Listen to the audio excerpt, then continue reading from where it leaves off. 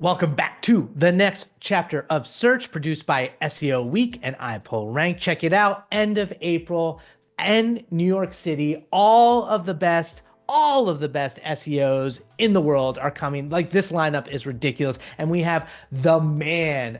When it comes to local SEO, Greg Gifford is the guy to talk to because he's like boots on the ground, knows the specific things you actually do. It's not just theory, like he knows the tactics. He's the COO at Search Lab. Thanks for joining me, Greg. How you doing, man? I'm great, man. I'm excited to talk to you again. It's been a bit. Dude, it has. I mean, like every conference, you got to find Greg because he's always having the best conversations. Like you'll jump in, I'll see you like talking to someone and you'll just be surrounded in a circle talking SEO. I'm really excited specifically about local SEO and your perspective of, because everything's changed so much in the past few years and local's kind of like the more it changes, the more it stays the same. What's your perspective on the state of local SEO right now? Oh, geez. I think the interesting thing is, years and years ago, local SEO was like the redheaded stepchild of SEO. It was like one room of one small track at an entire multi-day conference. And now you'll have like entire days or multiple days for local SEO. Because I still think the biggest problem is that most people that need it don't know that they need it, and they do regular SEO instead of local. But like you said, a lot of the basics are still there. Like things that I talked about 10 years ago in conference presentations, 80% of that stuff is still true. The stuff that's changing is, AI starting to encroach. Are we going to see it? We haven't seen it a lot in the localized transactional stuff yet, but they're starting to encroach there. The biggest change really though is Google trying to fight spam and fake listings, and they've dialed it up way too far, and a lot of legitimate businesses are getting suspended lately. So that's like the biggest kind of issue and big thing going on in local is all the suspensions. That's really interesting. And that's my big fear too, is all the false positives. I'm really curious. It's not necessarily what you're going to speak about, but you guys at Search Lab just spent like the last 2 years studying over 1,600 Google business profiles in the automotive vertical. Yeah, we did. What was the most interesting thing that you found from that? Well, it was the whole purpose of the study wasn't to try to say, hey, this is a ranking factor and it matters more than others. Because statistically, how do you really do that reliably, right? Like, there's not enough data out there that you can really statistically say, this thing's more important than this. So we took a different approach. We studied these business profiles for 1,600 plus car dealerships across 2 years to see if the data backs up what everyone assumes and agrees best practices are. So for instance, if you choose the right primary category, does that mean you're going to be better than guys that don't? So we did it actually 3 different verticals. We've only published the auto dealer one. We're about to publish the lawyer one, but we did it for car dealers. We did it for personal injury attorneys because personal injury attorneys tend to be the most SEO forward and most aggressive with local SEO. And then we did it with cannabis dispensaries because they can't do paid search. The only marketing they can do is SEO. So we wanted to kind of compare those. But within each vertical, we have a section of, all right, this is just industry averages. So across these profiles all over the country, here's the average number of reviews, the average response time, average number of photos, all these kinds of things. And then we compare position number 1 in the map pack to position number 10, which a lot of people think the map pack is just 3, but when you click more locations, it goes to the local finder and shows you everything. So we actually pulled data on 1 through 20 in all these cities. And so we compare 1 to 10. And like, if you're doing something right, you should be at number 1 versus the guy at number 10 doing things wrong. And I color coded everything. So some of the things that we tracked are ranking signal. Some of them we know don't affect ranking, but they're important for conversions. So we've got green and blue to delineate between, hey, this influences ranking, this doesn't, but it's important. And then in the comparison section, I added in red where something didn't match. Like you would assume, if you have more links, you're going to rank higher.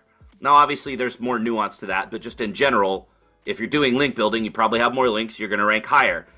That actually didn't hold true when we compared number 1 to number 10. Number 10 had more links, which we thought was interesting. But when you dig into the data, it's that I think it was AutoNation. I don't remember who, but it was a big, massive group of dealerships and they have their own internal SEO team and they're going after the wrong metric. They're going for the total number of links, not the unique number of websites. So all of their sites have like 4.6 million links from like 600 websites. So if I took that one guy ranking number 10 out, that 4 million goes away, and then the numbers flip back to what you would expect that the guys at number 1 have more. But I don't want to like make the numbers say what I want them to say. So there's a couple of things that didn't match up, and it was always because there was a couple of outlying situations where if you really took those numbers out, then okay, then things align with expectations. But review response time was pretty crazy. Sometimes it's like up to a week to respond to reviews. There's a lot of profiles where the average age of the last uploaded photo from the business owner is like 6 or 7 years of time. So a lot of people really approach it as a set it and forget it. They just upload their stuff and they optimize it and don't touch it again.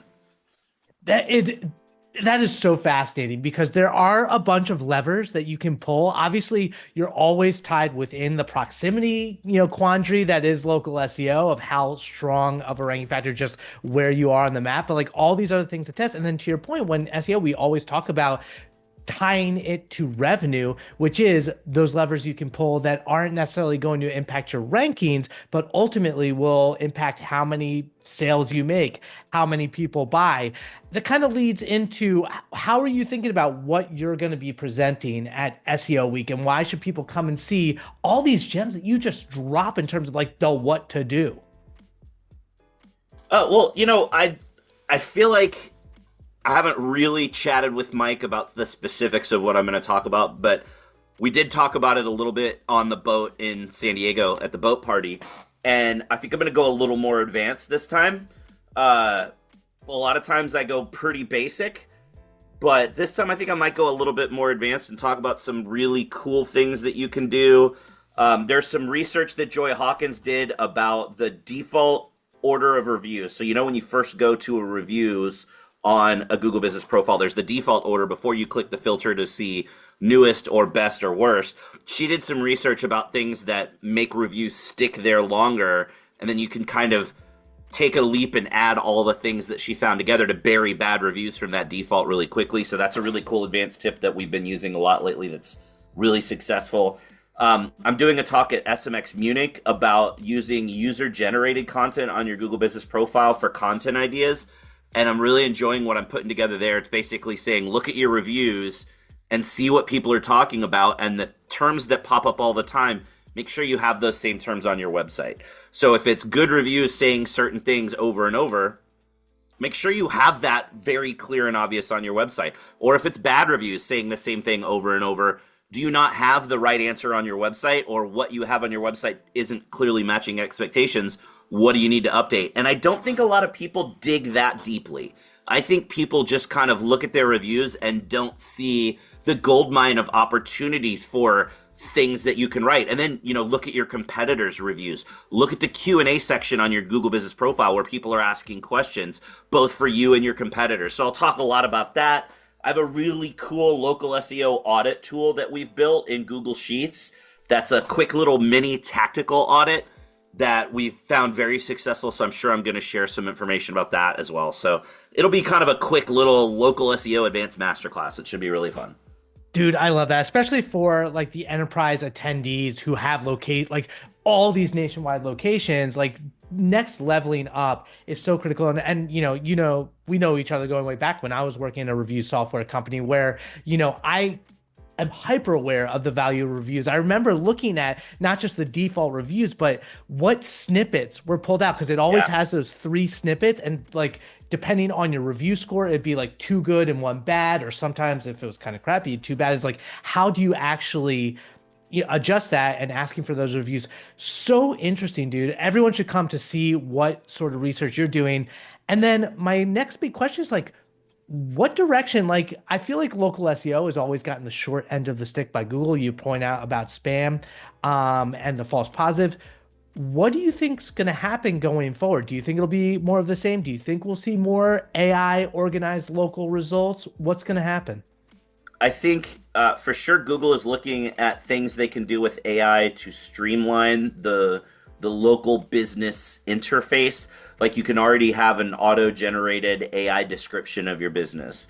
I think they're trying to look for ways that they can help businesses make their profiles better, because anything that you do to make your profile better makes it more engaging. And if more businesses do that, more people stay on Google. So Google has a vested interest in keeping people on Google. So Google makes more money off of ads. So that's why they're kind of looking at these things. But they don't want to invest a lot of internal like FTE seats to do these things. So I think they're looking at AI as ways to enhance profiles for people that don't know enough about how to do it. And then if you know enough about how to do it, you can obviously change those things. I think AI is coming for local results. We don't really see it much yet. Currently, what we do see, it's either really, really, really hallucinated, or it's just pulling exactly what you'd see in the map pack in the same order anyway, so there's no difference there. But I think more and more businesses are going to realize that local is what they really need to be doing. And I think the biggest thing moving forward is Google is aggressively trying to fight spam, both in the form of fake business profiles and in the form of fake reviews. So I think business owners and marketers should be ready for that onslaught of updates to make it harder and harder and harder to actually get verified and stay verified, because Google's trying to crack down on all the fake stuff. And there is a lot of fake stuff. And does it suck when you're caught as a false positive? Sure. But the alternative is we leave a crap ton of spam out there that's bad for everybody. So I think if you're just prepared for it, you know what to expect. It won't be the headache that it is now. And final question is, for the longest time, I think for local SEO being a individual mom and pop small business, you had this advantage against enterprises where you really, invested, you understood. At the enterprise level, do you think Google is going to do enterprises continue to just lean on their brand awareness and visibility, or are there more and more tools? Because like Google's never really given enterprises the tools to take advantage of the local space. I mean, there's tools out there, but they're not Google tools. It's other software things that have been built. But yeah, local is massive for enterprise. You think a little mom and pop, you make a tweak to a business profile, and it maybe gives you a little bit of a boost, or maybe it doesn't.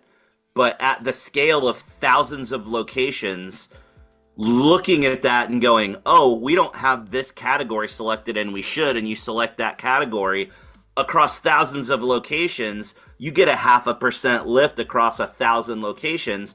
And that's a massive difference for an enterprise business, where a 0.5% lift to a small business that's only getting 150 to 200 visits a month, they're not even getting an extra visit. And there's a lot of enterprise businesses out there that they really care more about the GBP side of it than the website side, because that's what it's all about, is getting found in that local area.